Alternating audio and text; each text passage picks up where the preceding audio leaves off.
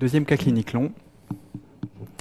À l'énoncé, une patiente de 29 ans, infirmière, consulte pour des douleurs des membres inférieurs avec fourmillement nocturne des deux jambes. Elle pèse 85 kg, mesure 1,65 m, travaille en salle de cardiologie depuis quelques années. Elle suit une contraception orale, fume et a des notions de chiffres glycémiques et lipidiques élevés. Vous apprenez que la mère de la patiente a déjà été traitée pour un phénomène thrombotique, une embolie pulmonaire, alors qu'elle était âgée de 50 ans, et qu'une de ses tantes a également été hospitalisée pour une thrombose surale, cette fois-ci, il y a 1 an. L'examen clinique trouve un état veineux des membres inférieurs anormal, avec des grosses veines apparentes, des hématomes.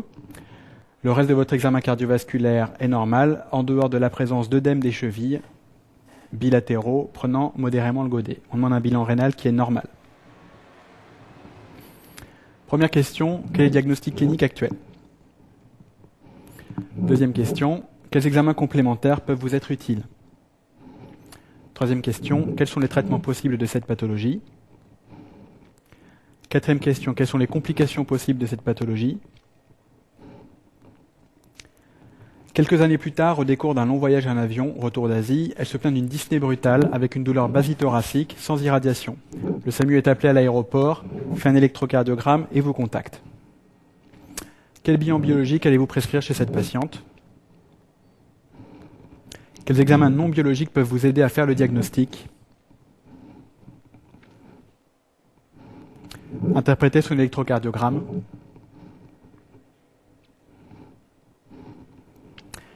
Quel est maintenant votre diagnostic et quelle est votre prise en charge? Première question, quel est le diagnostic clinique actuel? Le diagnostic clinique est celui de varices bilatérales des membres inférieurs avec insuffisance veineuse chronique. Il s'agit en effet d'une patiente qui a de nombreux facteurs de risque d'insuffisance veineuse. Le premier d'entre eux, le surpoids. Les autres facteurs de risque sont les mêmes que les facteurs de risque cardiovasculaires, tabagisme, dyslipidémie, notion de glycémie élevée à jeun, donc probablement du diabète, et également le traitement contraceptif oral qu'elle suit. Dernier facteur de risque important, sa position orthostatique prolongée, puisqu'elle est infirmière. La station debout prolongée favorise l'insuffisance veineuse et la dilatation des veines. On signale que le bilan néphrologique est normal. Ça pourrait être un diagnostic différentiel. Le syndrome néphrotique pourrait expliquer les œdèmes des membres inférieurs, ce qu'elle n'a pas. Ici, vous avez une diapositive pour vous rappeler la physiologie de l'insuffisance veineuse.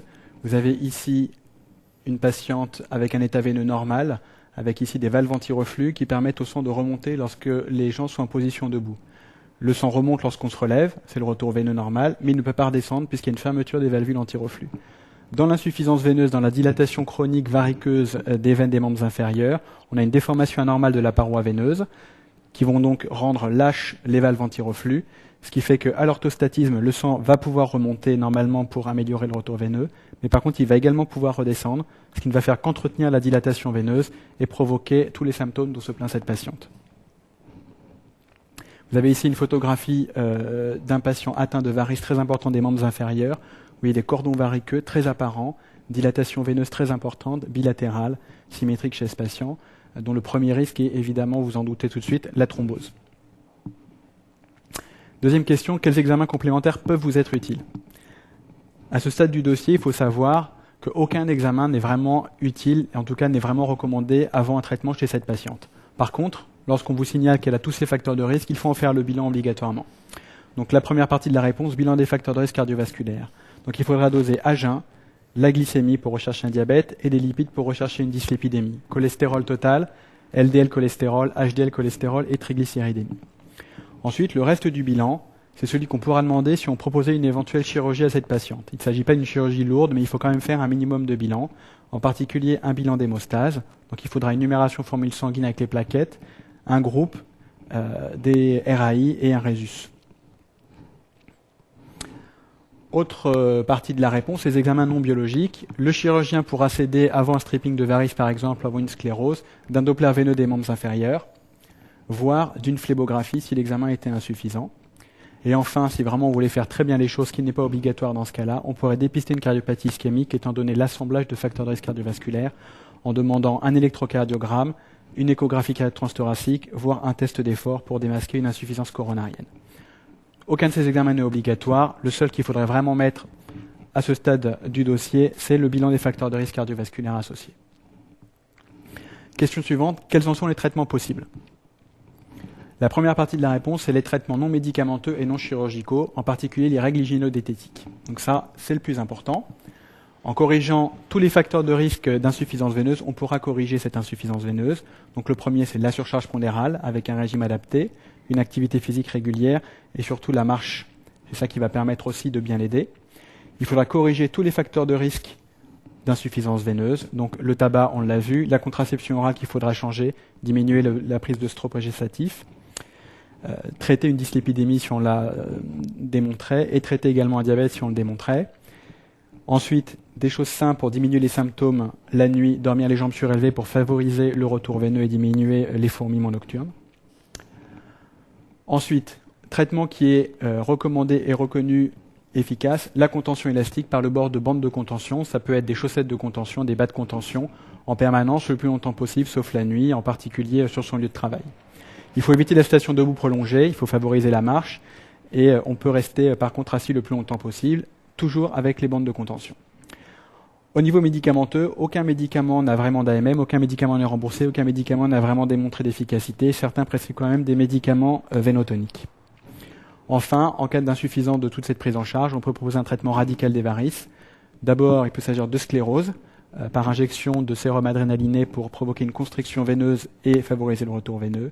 Autre traitement possible, le stripping des varices, qui est carrément la résection de tous les segments vasculaires trop dilatés.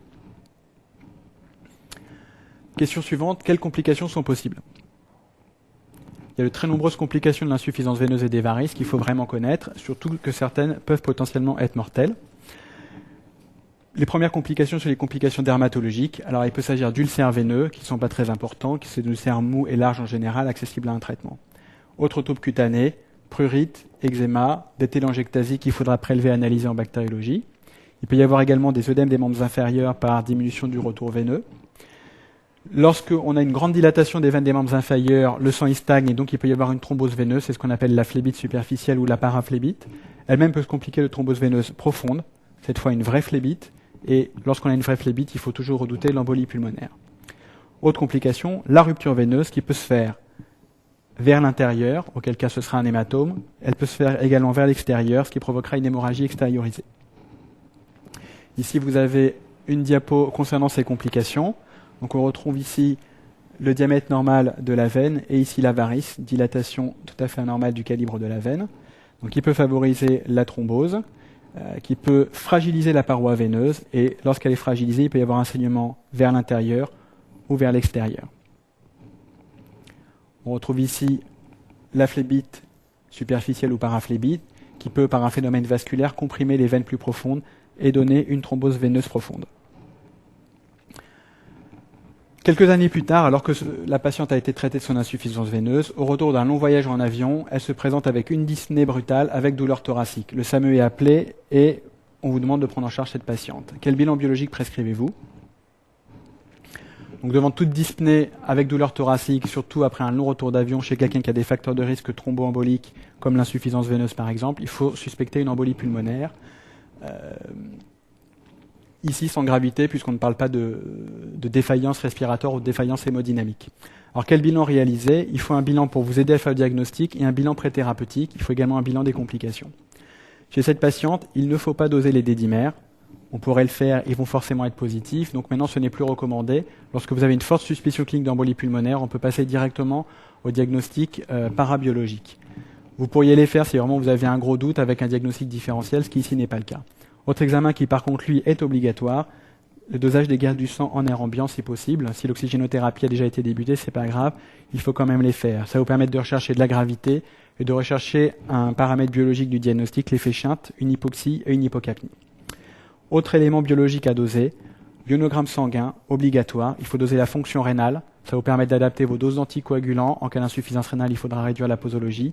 Il faut rechercher aussi une mauvaise tolérance générale de l'embolie pulmonaire. Si elle est massive, on peut avoir une insuffisance rénale aiguë fonctionnelle par exemple. Donc il faut doser l'urée et la créatinine sanguine. Il faut doser devant toute douleur thoracique, même si chez cette patiente on n'a pas beaucoup de doutes, les enzymes cardiaques et la troponine. Il peut s'agir d'une cardiopathie ischémique par exemple, puisqu'elle a des facteurs de risque. Mais il peut également s'agir d'une évasion de troponine dans le cas de l'embolie pulmonaire si elle était massive.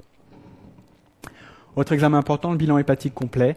Lorsque vous avez une grosse embolie, il y a du bas débit, il y a de l'insuffisance cardiaque droite, donc il peut y avoir une insuffisance rénale, mais également une insuffisance hépatique. Autre bilan strictement obligatoire, le bilan d'hémostase, avant la mise en route du traitement. Il faut doser le TP et le TCA, l'INR. Il faut avoir un groupe Rhésus-RAI. Vous allez débuter un traitement anticoagulant qui pourra se compliquer d'hémorragie, de saignement. Donc il faut être paré à toute transfusion et avoir déjà un bilan pré-transfusionnel. Ensuite, on peut rechercher une élévation des marqueurs de l'inflammation, peu spécifiques, mais qui sont aussi des marqueurs secondaires de l'embolie pulmonaire. Question suivante, quels examens non biologiques peuvent vous aider au diagnostic? Donc ici, on ne vous demande pas lesquels vous allez demander, mais ceux qui peuvent vous aider à faire le diagnostic d'embolie pulmonaire. Donc il y a des examens qui font le diagnostic, qui vous montrent l'embolie. Il y a des examens qui vont vous donner des signes indirects d'embolie, qui vont permettre d'évaluer son retentissement. Alors, à visée de retentissement, on peut faire un électrocardiogramme pour rechercher des signes de cœur pulmonaire aigu. On va les revoir tout à l'heure. La radio pulmonaire, elle peut donner de différents signes d'embolie pulmonaire qui sont tous aspécifiques.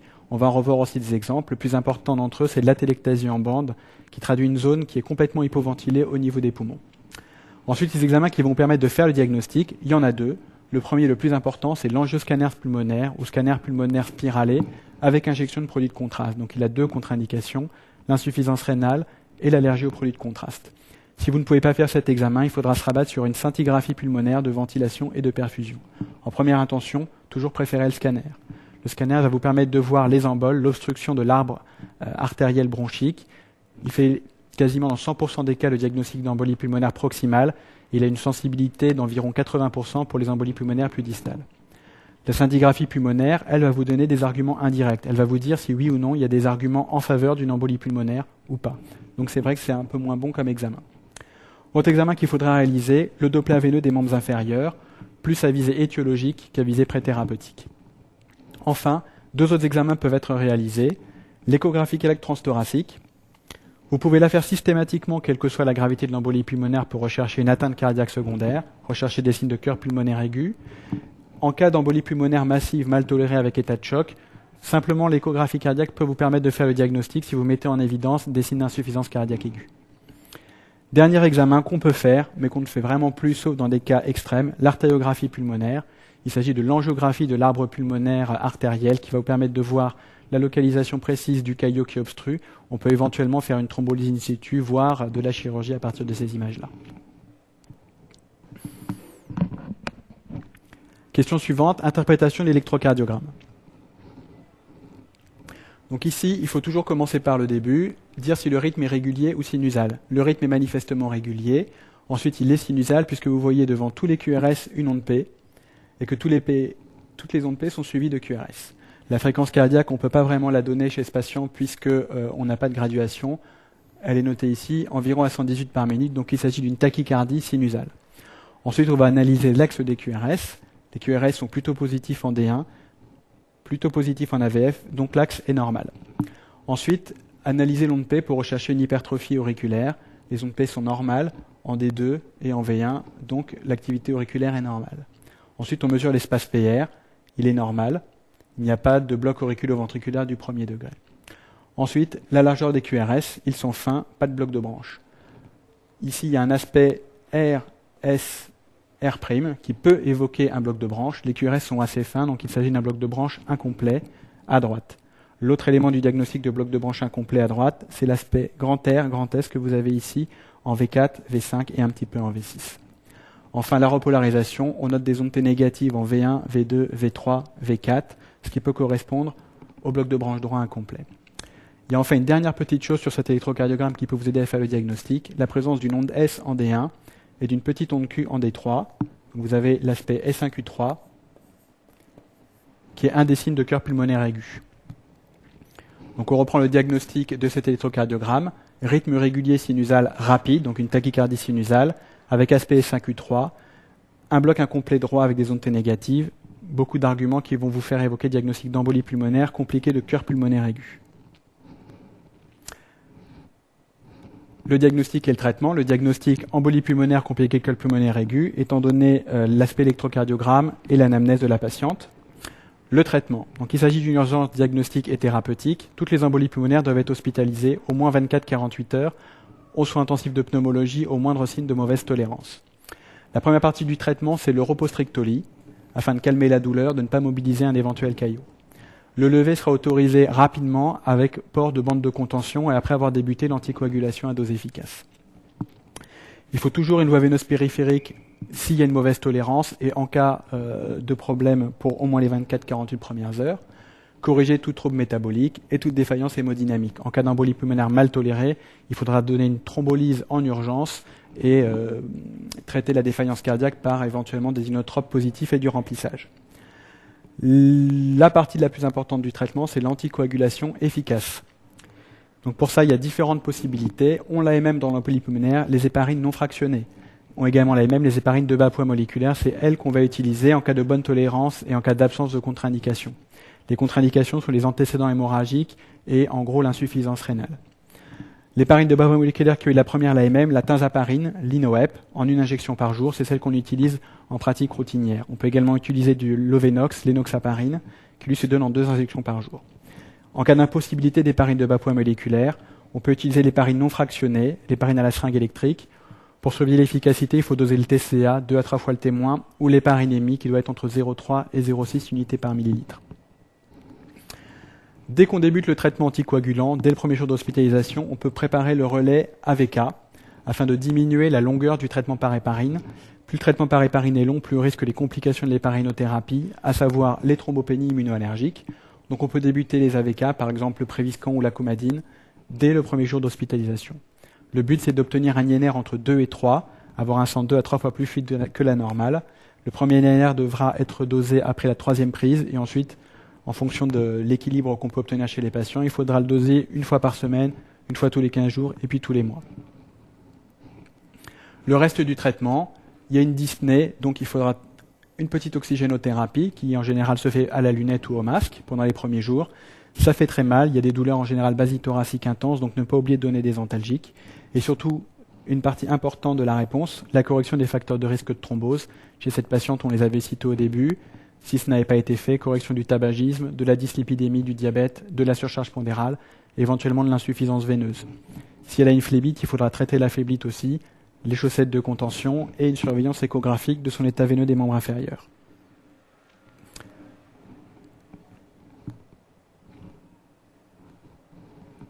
Ici, vous avez une radiographie pulmonaire de face d'une patiente présentant les symptômes décrits dans le cas clinique.